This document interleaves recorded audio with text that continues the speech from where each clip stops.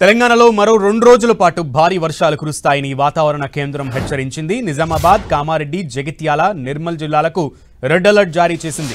వికారాబాద్, మెదక్, ఆదిలాబాద్, వరంగల్, కరీంనగర్, పెద్దపల్లి జిల్లాల్లో భారీ వర్షాలు కురుస్తాయని తెలిపింది. హైదరాబాద్లో తేలికపాటి నుంచి మోస్తరు వర్షాలు కురుస్తాయని వాతావరణ కేంద్రం చెప్పింది. బంగాళాఖాతంలో ఏర్పడిన తీవ్ర అల్పపీడనం బలహీనపడిందని, దీని ప్రభావంతోనే రాష్ట్రంలో వర్షాలు కురుస్తున్నాయని తెలిపింది.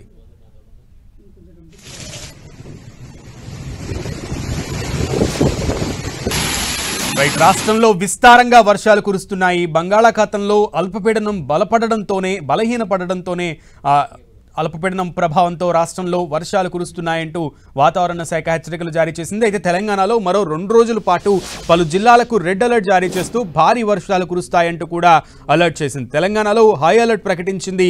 వర్షాల కారణంగా రెడ్ అలర్ట్కి నిజామాబాద్తో పాటు ఇంకొక 3 జిల్లాలను కూడా రెడ్ అలర్ట్కి అరేంజ్ చేసింది. అలాగే ఆరెంజ్ అలర్ట్ని జారీ చేసింది. కొమరం భీం జిల్లాకి ఎల్లో అలర్ట్నేమో ఖమ్మం జిల్లాకి, సూర్యాపేట జిల్లాకి, నల్గొండకి కూడా ఎల్లో అలర్ట్ జారీ చేసినటువంటి పరిస్థితి కనబడుతోంది.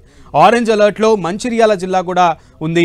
ఇక రెడ్ అలర్ట్ లో ఉత్తర తెలంగాణ మొత్తం కూడా రెడ్ అలర్ట్ లోనే ఉందని చెప్పాలి. కరీంనగర్, కామారెడ్డి, జగిత్యాల జిల్లాలన్నీ కూడా రెడ్ అలర్ట్ కొనసాగుతోంది. నిజామాబాద్, కామారెడ్డి, జగిత్యాల, నిర్మల్ జిల్లాలకు భారీ వర్షాలు కురిసే అవకాశం ఉందని వాతావరణ శాఖ హెచ్చరికలు జారీ చేసింది. హైదరాబాద్ లో మోడరేట్ రెయిన్స్ కురిసే అవకాశం ఉందని వాతావరణ శాఖ అధికారులు హెచ్చరికలు జారీ చేశారు. లోతట్టు ప్రాంతాల ప్రజలను ఇప్పటికే సురక్షిత ప్రాంతాలకు తరలించారు. అటు ఆదిలాబాద్లో నాలాలు ఉప్పొంగడంతో, నదులు ఉప్పొంగడంతో కాలనీల్లోకి వరద నీరు వచ్చి చేరినటువంటి పరిస్థితి. కాలనీ వాసులందరినీ కూడా అక్కడి నుంచి పునరావాస కేంద్రాలకి తరలిస్తున్నారు. నిన్నటి వరకు కొనసాగుతున్నటువంటి తీవ్ర అల్పపీడనం ఈ రోజు ఉదయం అది బలహీనపడి అదే ప్రదేశంలో దక్షిణ ఒడిశా ఆ ప్రాంతాల్లోని అల్పపీడనంగా కేంద్రీకృతం అయ్యింది. దీని అనుబంధంగా ఉన్నటువంటి ఉపరితల ఆవర్తనం 7.6 కిలోమీటర్ల ఎత్తుగా కొనసాగుతుంది. అయితే ఇది నైరుతి దిశగా వంపు కలిగి ఉండటం వల్ల మనకు తెలంగాణ రాష్ట్రం పైన దీని ప్రభావం ఉండే అవకాశం ఉంది. వీటి ప్రభావం వల్ల తెలంగాణ రాష్ట్రంలో విస్తారంగా తేలికపాటి నుంచి మోస్తారు వర్షాలు కురిసే అవకాశాలు ఉన్నాయి.